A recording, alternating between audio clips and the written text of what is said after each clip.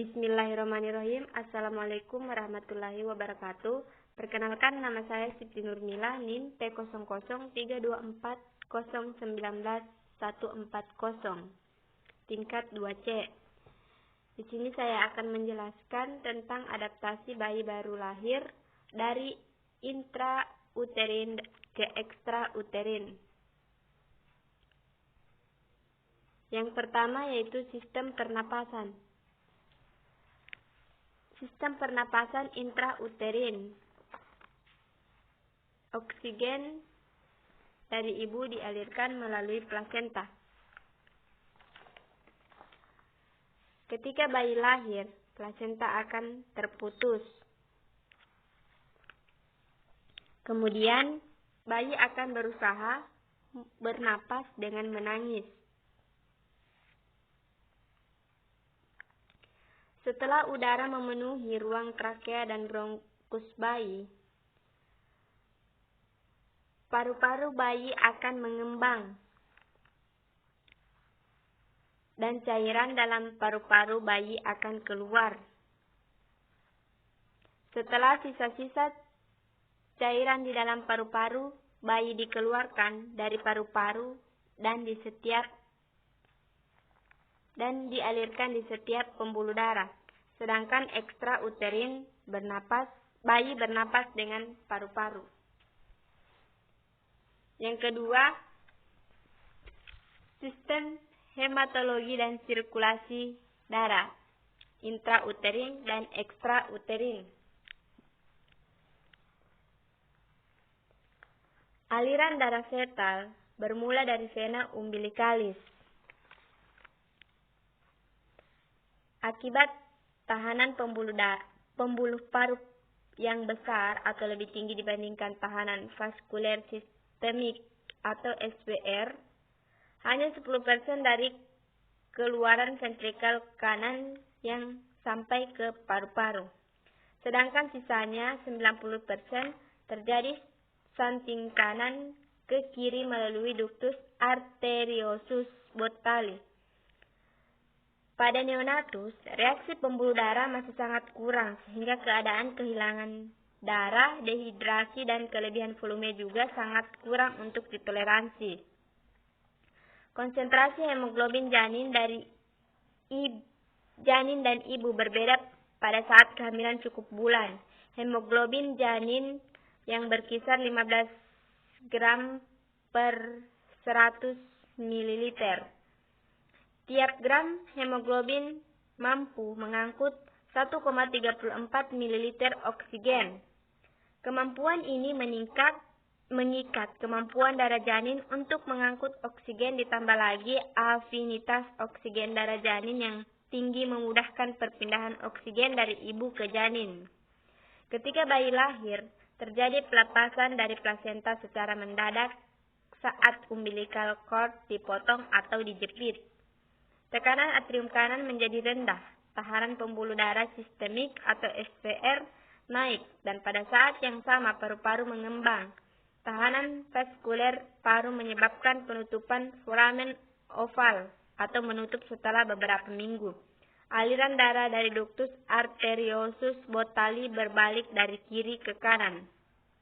Setelah itu penutupan ductus arteriosus secara fisiologis terjadi pada umur bayi 10-15 jam yang disebabkan kontraksi otot polos pada akhir arteri pulmonalis dan secara anatomis pada usia 2-3 minggu. Tekanan sistemik antara 60-130 mmHg. Frekuensi nadi bayi rata-rata 120 kali per menit dengan tekanan darah sekitar 80/60 mmHg. Yang ketiga yaitu sistem imunitas intrauterin dan ekstrauterin. Sistem imunitas intrauterin, antibodi dari ibu dialirkan melalui plasenta. Pada saat usia 20 minggu, janin mengandung IgM, IgG, dan IgE. Ketika bayi lahir, bayi akan memiliki IgM lebih banyak. Sedangkan ekstrauterin Bayi akan kebal terhadap penyakit menular tertentu dan akan hilang sampai beberapa bulan, sampai bayi mendapatkan vaksin dari luar.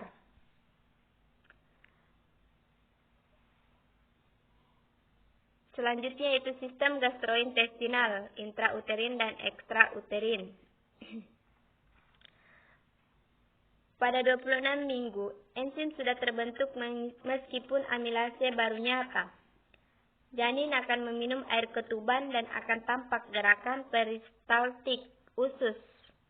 Kemudian protein dan cairan amnion yang ditelan akan menghasilkan mekonium di dalam usus. Mekonium ini akan tetap tersimpan sampai partus, kecuali pada kondisi hipoksia dan stres. Akan tampak cairan amnion bercampur mekonium.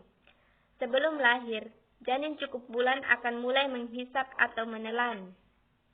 Ketika bayi lahir, akan dilakukan IMD pemberian ASI selama 1 jam setelah lahir. Kemampuan bayi baru lahir cukup bulan untuk menelan dan mencerna makanan selain susu masih terbatas. Refleks gumo dan refleks batuk yang matang sudah terbentuk baik pada saat lahir. Esofagus bawah dan lambung masih belum sempurna. Akan mengakibatkan gumo, kapasitas lambung masih terbatas kurang dari 30 cc untuk bayi baru lahir cukup bulan. Kapasitas lambung ini bertambah secara lambat bersamaan dengan tumbuhnya bayi baru lahir.